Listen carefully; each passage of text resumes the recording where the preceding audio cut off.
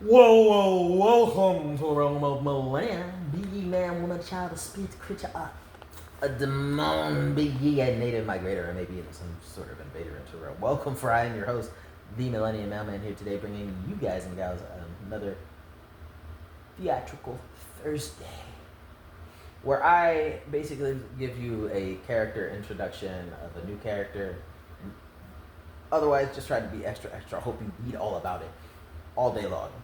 Right? Now, this Theater Thursday that we're going to be revealing is SPD, Sleep Paralysis Demands. And I have a particular SCP tie-in to this character. And that's for later, right?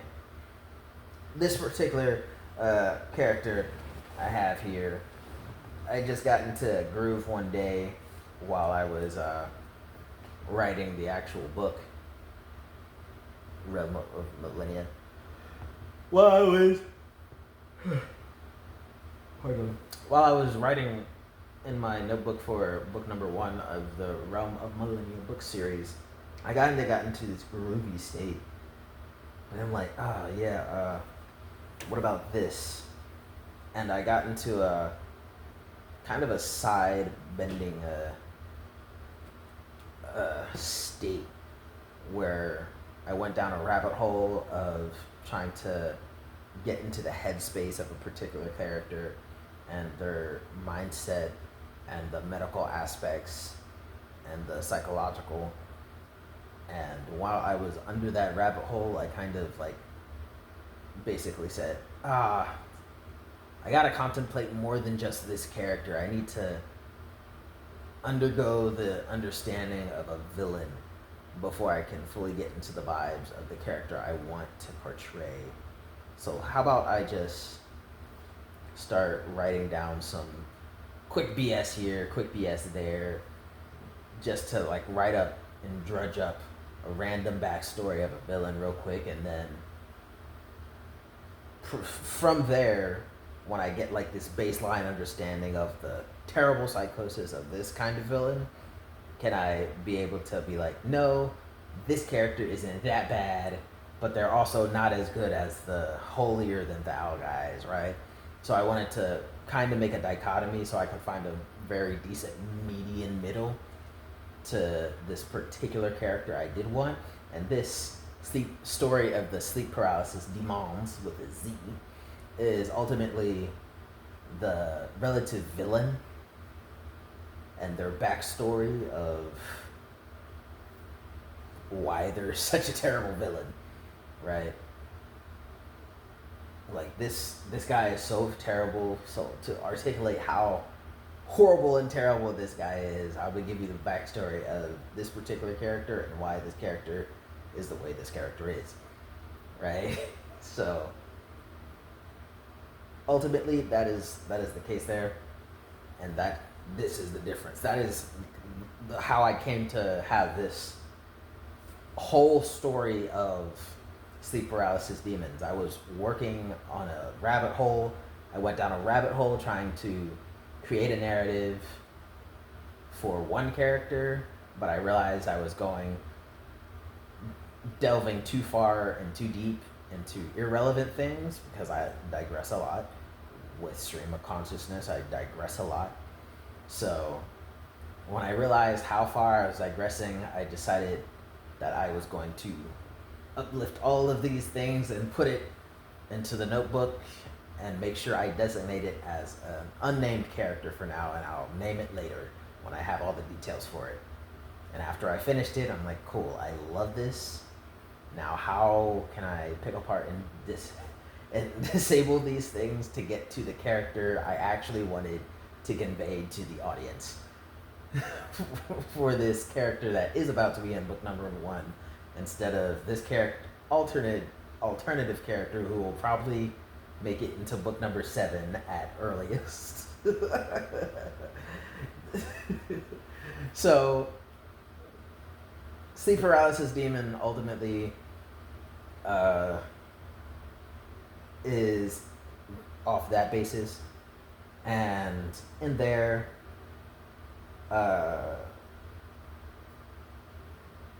more on the whole arch of the story line here. Sleep paralysis demon doesn't directly follow the actual life and story of the villain themselves. It kind of hops back and forth between the villain and the relative protagonist of the story, right? Where you're following the not villain for most of the story, and then you encounter the true villain, and then you follow the good guy, right? So in the beginning, the story of sleep paralysis demons is very Ocean's 11-esque in that the person who you think is doing all the things is not actually. No. I got that wrong. There is an aspect of Ocean's 11, but the major thing about the beginning of this is like The Usual Suspects. If you haven't watched the movie, it's a great movie. Please watch it, right? So there is an aspect of The Usual Suspects that I incorporated into the very beginning of Sleep Paralysis Demons. And then from there, I went on to show and expose, like, hey, this guy is a villain that you should be worried about, and you might, and without this prior expose that I'm doing here, you might not know that is the case. But ultimately, hey, this guy is a villain. It's not just someone talking and telling you things. No, he is the villain. Okay, don't get it twisted. He is the villain. Watch out, right? And that's how I start off, right? So in the very beginning, I have a villain here talking and speaking, and from there it transfers over to, hey, I am the big bad villain, and you just didn't know it yet. And then, hi, Mr. I am the big bad villain. Here's the most innocent character who you're about to traumatize and turn into another villain, right? Villains aren't born, they're created type of deal, right? Villains aren't born that way, they're created and developed into villains. Every villain was a good person until they weren't anymore, right? So that is the whole archetype of the story I have here for Sleep Paralysis Demons. It is heavily incorporated to the mental aspects of psychosis and all of these things. It is very, very heavily incorporative to this aspect of mental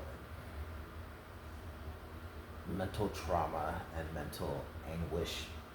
It is very much a psychological piece. It is not as psychological and mental acuity based as, say, an anime like Death Note, but it is heavily reliant on a advanced level of medical understanding for mental psychosis and certain terminology in that aspect. I like to delve in the realm of layman's terms and things, but there is a certain limit to layman's terms where you need a bit fancier words here and there to get through. And one of those is psychosis and the psychological. And one word I have in there is psychological psychosis or physiological psychosis, where you physically exhibit things that happen in the mind, where, like, part of the whole idea of sleep paralysis is that, hey, you woke up too fast and now you're in a state between you being awake and you being asleep where your eyes are open and you are seeing things happening around you, but your body can't move. Your eyes are open, but your mind is still semi-dreaming. So half the things you might think you see aren't actually there because your mind is still jumbling up the facts. Like, so you think you're seeing a demon walking across the way, but it's really just a jacket on the coat rack. Where you think that you're seeing a shadowy figure come across and try to do weird, freaky things to your toes at the edge of the bed and drag you down to the abyss. Oh, you just were not fully awake yet. Yeah, but my ankle is twisted. Yeah, because that's kind of what happens. Your physiological psychosis has your body adjust to the things your mind was thinking about.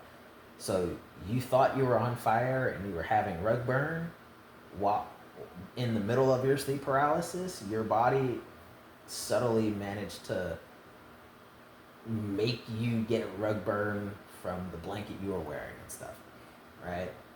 Now, there is another aspect of physiological psychoses where people tend to exhibit physical aspects of whatever they think about in general. There's a bigger medical term for it, and it's a real thing, but yeah, I don't really care about all that, right?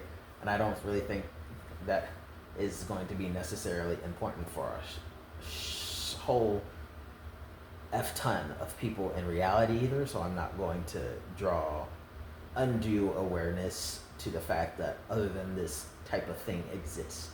I'm not going to burden you down with the actual clinical medical term for this case of the thing happening. I'm just going to let you know this type of thing exists and this is the effects it has.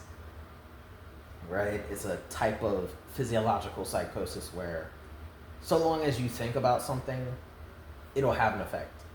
Like, put someone with schizophrenia on steroids.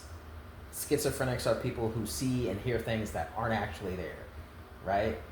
Give the mere concept of schizophrenia some steroids, and now the things that these people think they see and think that they hear will actually have an effect on them physically, even if nothing is happening. Right? You put this person with a very, very severe case of physiological psychosis in a padded room with nothing. Put them in a different dimension, blank space. There's nothing that could possibly hurt them. They are relatively immune to genuine death because there's nothing there that could hurt them. But they have schizophrenia, right? So they're seeing things that aren't there. Like, and I'm all this right now is the real world, right? Someone with a very, very bad, severe case of physiological psychosis will see fire, even though they're in a blank place with no harm, no wrongs. They'll see things with their mind's eye, like a knife, and then they'll get cut. And real wounds will show up randomly upon their body because their mind is what is trying to make up the gaps in the reality, right? So for people with very heavy, extremely severe cases of like physiological psychosis, my reality is the reality because whatever I think, my mind will genuinely make it true. I think this house is on fire. I could suffocate. My mind would force my body to suffocate on non-existent fumes, like there was no oxygen in the room. My very blood cells would stifle the oxygen out of themselves because my brain is telling them there is no oxygen, use up all the oxygen because there's no oxygen, right? People with this case of physiological psychosis could feel, the house is burning down, my flesh is burning, and their brain is going to, from the inside out, make the body develop second and third degree burns. Crazy severe. They could literally, if they so long as think about it, right? If they can genuinely imagine themselves burning in a house fire, they will literally just spontaneously combust. Genuinely, that is a real thing people can do. Like, people can actually spontaneously combust in reality. Yeah, it's extremely rare, but that is why most people who have this extremely rare thing tend to be relatively narcissistic, and we like it that way, where they are just detached from the reality. Because if they had empathy and could empathize with people and hypothetical scenarios, they would literally spontaneously combust. Like, can't you empathize to the people who had loved ones who died in a fire? I'm burning! I'm burning! The fire, put the fire out! Why are you doing this? How dare you? You're making fun of me. No! Do you not see this fire? This fire came out of nowhere. It's burning me alive. And next thing you know, this white person is half black on their arm, on the side of their left arm, because their mind burned their flesh alive, even though they never been anywhere near a flame. Their mind activated the melanin in their skin to burn off the top layer, and a couple of centimeters down into their tissues, past the epidermis layer, is now charred with second degree burns, as if someone poured gasoline on their skin. Because now they're entirely, that is how the extremely severe aspects of physiological psychosis are. But it is an extremely rare condition that happens to less than 1% of 1% of people, period, in all of existence. But it is a thing. Right?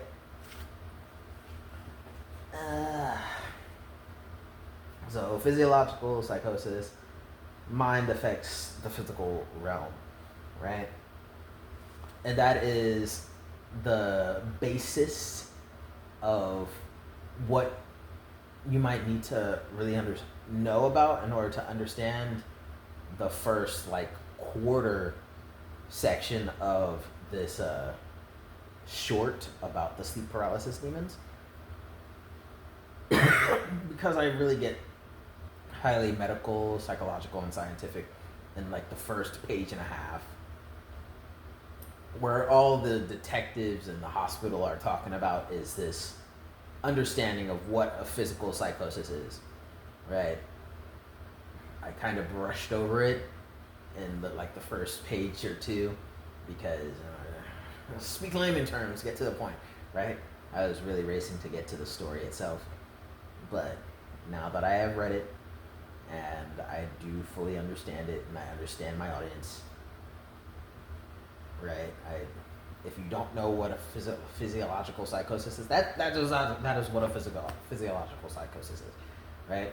It's a case where the physical is intermingled and tied with your psychological, right? Where your psychological can dictate what happens in the physical realm of your body. It doesn't go past that. It is not a matter of your mind affecting the physical realm and to the extent of telepathy and stuff like that. No. It is just the aspect of psychosis. Your mind controls every aspect of your body to an insanely absurd degree. And that is just what that is, right? So there was the aspect of physiological psychosis, and there was dimensions. I'm pretty sure I made a video on dimensions versus realms, and dimension and realms. If I didn't, I'll do that eventually. There was, what else? in the story there was excuse me. In the story there was also aspects of like voodoo and spirituality and stuff. I feel like I talked about that good enough, but I'll read it again and maybe I'll make a second video if there isn't anything. But I feel like that was the only one I kind of skipped over for this video, so when I was reading it and ruining my voice for it. I'm not a voice actor, I promise. Don't try to find my voice anywhere online. It's not there. I promise you. Outside of this channel, you will not find my voice. I am no voice actor, so I am terribly straining my voice just to play these roles for the audio aspect. But hey, that's just me, your Millennium Mailman. I sure do hope that you did enjoy the reading of Sleep Paralysis Demons. It's gonna be cut up into a series the same way The Legend of Cerberus was. And then naturally I will post the full video of me reading the full thing all the same. Right? Honestly, I'll have... You know what? I'll there's plenty of time in the day. So I'll read The Legend of Cerberus today and I'll post it on a different day. How about that? Yeah.